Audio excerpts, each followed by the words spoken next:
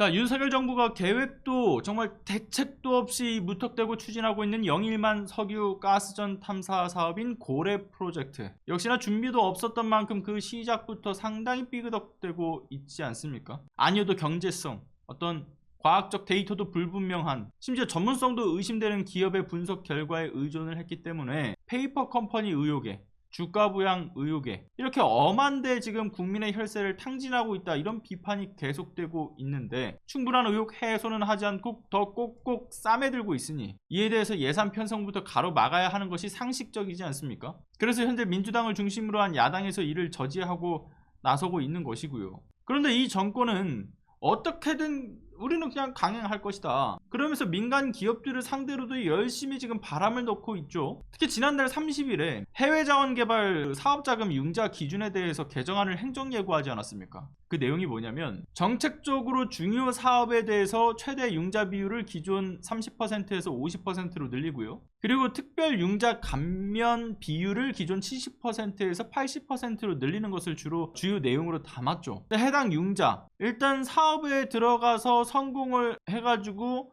사업 생산까지 들어가면요, 원리금 외에도 특별 부담금도 내게 되어 있어요. 근데 그에 반면에서 여기서 중요한 대목이 뭐냐면 실패할 경우에 앞서 말씀드렸던 기존 70%에서 지금 이제 80%로 감면을 해주겠다라는 거예요. 이때 좀 개인적으로 좀 생각을 하기로는, 제가 생각했을 때 실패해도 80%나 탕감할 수 있다고 민간 기업에다가 불어넣은 정부의 이 바람 덕분에 실패에 대한 리스크를 줄일 수 있는 데다가 시추해서 매장되어 있는 것을 발견하더라도 애초에 경제성 평가 등을 돌렸을 때 수익성이 없다는 판단에 마무리될 수도 있지만, 이게 성공한다고 해도요, 상업 생산까지 이어지는데 그 확정 시일까지는 꽤 오랜 시간이 걸리죠. 그럼 그 기간 동안에, 이 오랜 시간 동안 기대감으로써 어떤 민간 기업의 주가 상승 혜택도 누릴 수 있기 때문에 그간 충분한 이득을 취할 건 취하고 리스크에 대한 대비를 해서 이게 주가 부양 목적으로 어떤 이해관계가 있는 민간 기업들 또는 그 브로커들과 짜고 치는 고스톱일 가능성,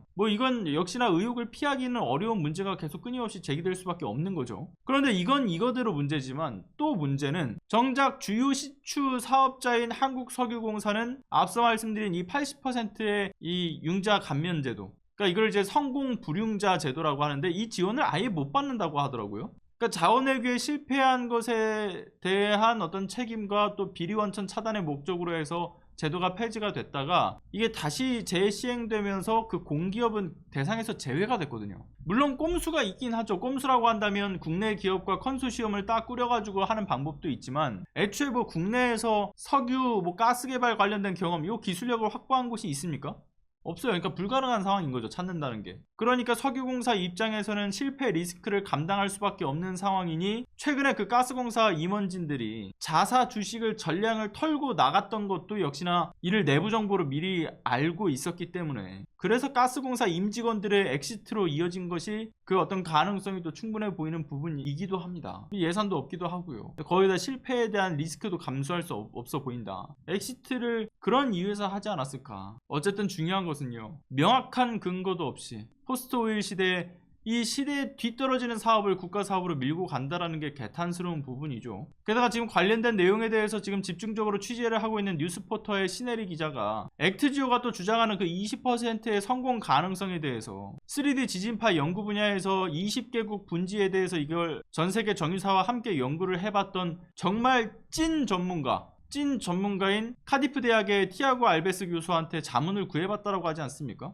근데 그 자문 결과 석유와 가스가 나오지 않은 미개발 개척 지역에 대해서 업계에서 쓰는 표준 비율이라는 점을 확인했다라고 하죠. 그러니까 정밀 분석을 돌려가지고 이를 통해서 객관적인 어떤 수치값, 이걸 20%로 내놓은 게 아니라 업계 표준 비율만 던져놓고 본 거예요. 그러니까 사실상 20%라고 하는 것은 무의미한 수치라는 것을 알 수가 있는 대목인 거죠. 그러니까 분석을 해서 그 가능성을 판단하는 기준들이 그냥 모두가 다 20%인 거예요. 그게 0%랑 뭐가 다릅니까? 이러니까 윤석열 정부가 20% 확률의 명확한 근거를 설명하지 못하고 꽁꽁 숨기고 있는 것이죠.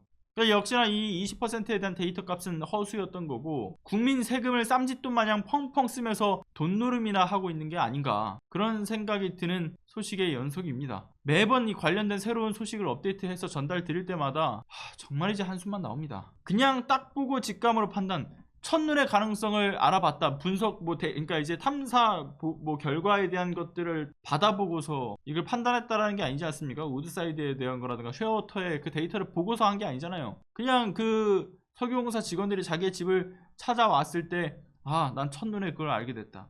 제가 어제도 전달드렸긴 했지만 느낌 정권에 느낌 과학자가 등장했다. 심리적으로 내가 생각했을 때 그렇게 판단한다라는 거에 하나만으로써 모든 것들이 국정이 운영되고 국가 사업도 추진이 되고, 그렇게 국민 혈세가 한 번 시출할 때마다 1,000억 원씩 드는데 이게 최소 5천억 든다라고 하는 사업에도 느낌으로만 시작하는 이 정부의 모습을 보면은 참 할 말을 잃게 만들죠.